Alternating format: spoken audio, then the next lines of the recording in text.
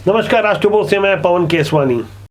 छत्तीसगढ़ में गृह मंत्री अमित शाह का आगमन होने जा रहा है। अमित शाह भारतीय जनता पार्टी के चाणक्य माने जाते हैं। जहां सरकारें कभी नहीं थी, वहां मुख्यमंत्री बनाने में उनकी अहम भूमिका मानी जाती रही है। जुलाई के आखिरी सप्ताह में बिहार में उन्होंने जिस तरह से 9 मोर्चों की बैठक के बाद 200 विधानसभा क्षेत्रों में अपने नेताओं को भेजा, उसके बाद वहां जेडीयू और भाजपा की सरकार टूट गई। दरअसल जेडीयू को समझ में आ गया कि भारतीय जनता पार्टी अपने दमखम पर चुनाव लड़ने जा रही है, अब उन्हें बैसाखी की जरूरत नहीं है। कुछ इसी तेवर और अंदाज में भारतीय जनता पार्टी एक बार फिर छत्तीसगढ़ में एकजुटता लाने की कोशिश कर रही है। जहां बिखरा सा नजर आने वाला भाजपा रूपी विपक्ष सुस्त पड़ा था, मानो कोई एनर्जी मिल गई हो। 24 अगस्त का दिन मुकर्रर किया गया है, जहां शक्ति प्रदर्शन होगा। युवाओं की बेरोजगारी और बेरोजगारी भत्ते के मुद्दे पर सीधे सीएम हाउस पर अटैक करने की तैयारी है। इसे लेकर देर रात तक बैठकें हो रही है। एकात्म परिसर जो सुनसान पड़ा रहता था, एक बार फिर गुलजार होता नजर आया, जहां भारतीय जनता पार्टी के प्रदेश प्रभारी नितिन नवीन खुद होकर जिला स्तरीय बैठक में शामिल हो रहे हैं, और जहां बृजमोहन और राजेश मूणत जैसे विपरीत धुरी के नेता भी अगल बगल बैठे नजर आ रहे हैं। तेवर और अंदाज भी एकदम से बदल गए हैं, सुर ऊंचे हो गए हैं और नारे कुछ इस तरह से लग रहे हैं। भारत माता की जय। 24 तारीख को हल्ला बोल।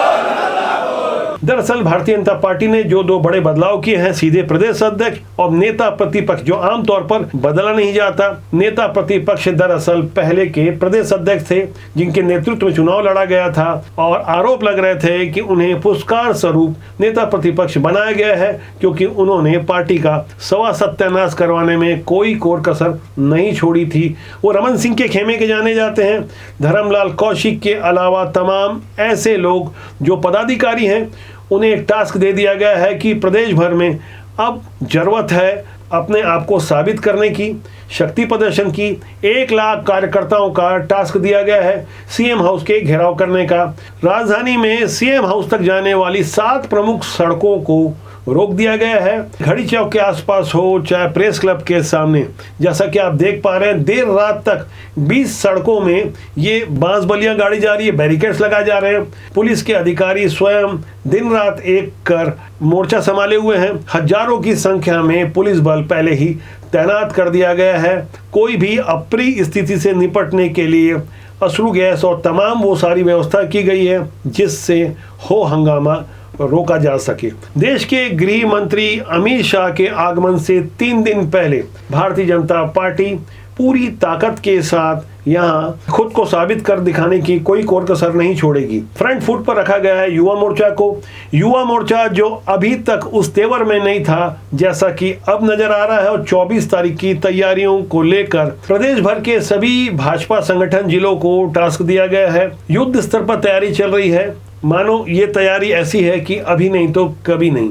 बैठक से बाहर निकलने के बाद बृजमोहन अग्रवाल के तेवर कुछ इस तरह से थे। आप उनकी भाव भंगिमा और शब्दों पर गौर करें। किराए के लोग कौन लाता है और कौन लोग तनखैया हैं, कौन लोग बिकाऊ हैं, किनको हर महीने पैसा मिलता है, ये हमको बताने की जरूरत नहीं है। किनके घरों में पैसा इकट्ठा होता है, छत्तीसगढ़ का पान डिब्बे और चाय डिब्बे वाला भी जानता है कि छत्तीसगढ़ में वसूली कौन कौन करता है। मोहन जी, अभी तक परमिशन नहीं मिली है और अरे हमें कोई परमिशन की, हमने परमिशन का लिया, आवेदन दे दिया है। वो परमिशन देंगे तो अच्छा है, नहीं देंगे तो अच्छा है। अब छत्तीसगढ़ का युवा ईंट से ईंट बजाएगा। कुछ ऐसे ही तेवर अमित साहू के थे। युवा मोर्चा के प्रदेश अध्यक्ष हैं, जो अब तक इस अंदाज में नजर नहीं आए जैसा कि अब आपको नजर आने वाले हैं। आप उन्हें भी गौर कीजिए। जब खुद के घर शीशे के हो तो दूसरे के घरों में पत्थर नहीं फेंका करते। कांग्रेस पहले अपने घर को देखे।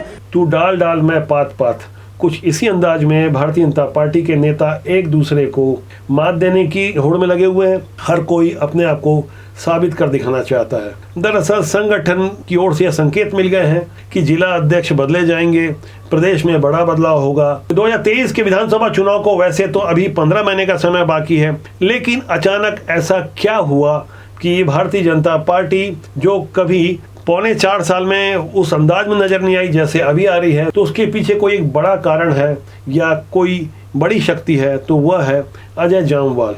अजय जामवाल जब से क्षेत्रीय संगठन मंत्री बने हैं, उन्होंने जिस तरह से भाजपा को रिचार्ज किया है और बहुत जल्दी जल्दी फैसले लिए हैं, उसी की परिणति माना जा रहा है कि 24 अगस्त की तैयारियां पूरे जोरों शोरों पर है। भारतीय जनता पार्टी की प्रदेश प्रभारी डी पुरेंदेश्वरी ने मोर्चा संभाल लिया है। बाकायदा प्रेस कॉन्फ्रेंस लेकर कार्यक्रम की जानकारी कुछ इस तरह से दी।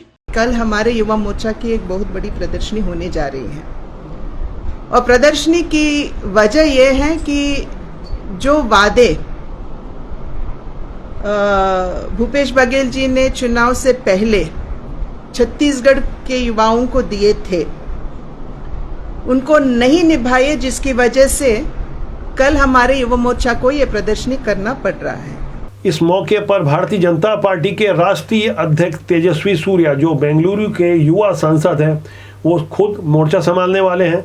नितिन नवीन ने बैठक के दौरान प्रशासनिक अधिकारियों को ताकीद दी कि युवा मोर्चा के या हमारे युवा साथियों को यदि रोका या गलत तरीके से प्रताड़ित किया तो अंजाम ठीक नहीं होगा। लोकतंत्र की दुहाई देते हुए हालांकि उन्होंने शालीन शब्दों में कुछ गहरी बातें की। चेतावनी भरे अंदाज में उन्होंने जो कुछ भी कहा वह साफ संकेत है कि भाजपा मौजूदा समय में रिचार्ज होती नजर आ रही है।